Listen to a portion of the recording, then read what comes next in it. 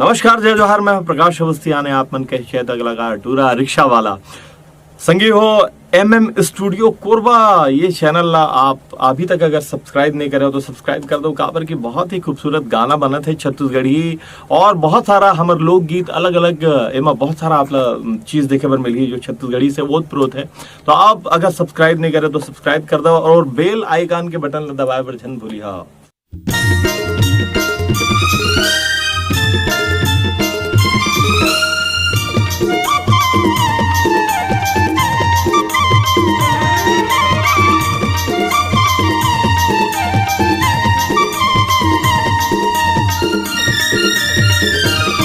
दिल पागल हवे दीवाना वो हे रानी तोर पाछू में। दिल पागल हवे दीवाना वो हे रानी तोर पाछू। कतको फेंके माया के चारा ते आवो नहीं तोरे काबू में। कतको फेंके माया के चारा ते आवो नहीं तोरे काबू में। का बनाए बनाने वाला लागे बैरी हा गरम मसाला। का बनाए बनाने वाला लागे बैरी हा गरम मसाला। तोर नैना मावो का जादू ना। दिल पागल हवे दीवाना वो हे रानी तोर पाछू में। दिल पागल हवे दीवाना वो हे रानी तोर पाछू में।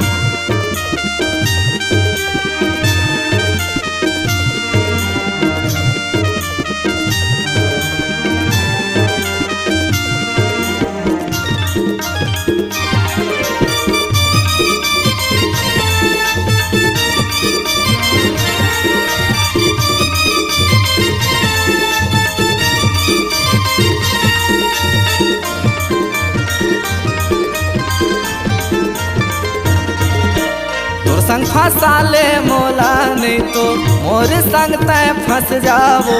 माया दे देते रे दीवानी तिरमा मोर सट जावो।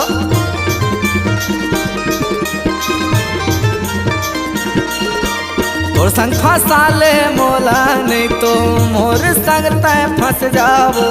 माया दे देते रे दीवानी तिरमा मोर सट जावो।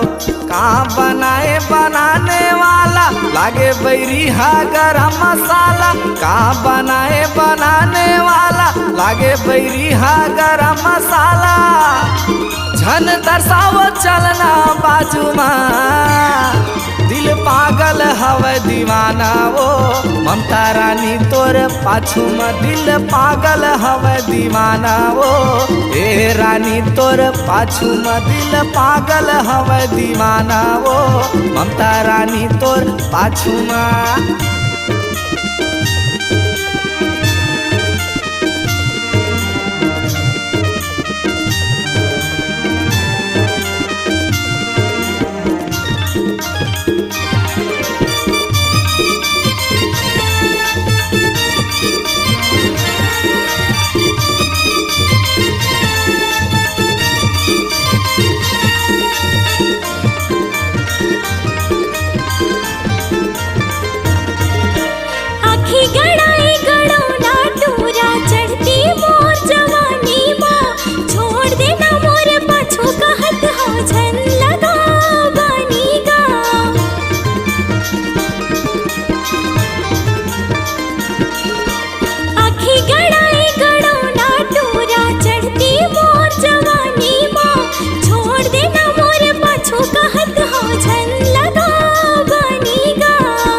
बनाए बनाने वाला लागे बैरी हा गरम मसाला। का बनाए बनाने वाला लागे बैरी हा गरम मसाला।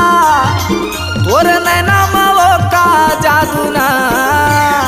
दिल पागल हवे दीवाना वो हे रानी तोर पाछू में। दिल पागल हवे दीवाना वो ममता रानी तोर पाछू में। दिल पागल हवे दीवाना वो ममता रानी तोर पाछू में। का बनाए बनाने वाला लागे बैरी हा गरम मसाला। का बनाए बनाने वाला लागे बैरी हा गरम मसाला। तोर नैना मावो का जादू ना।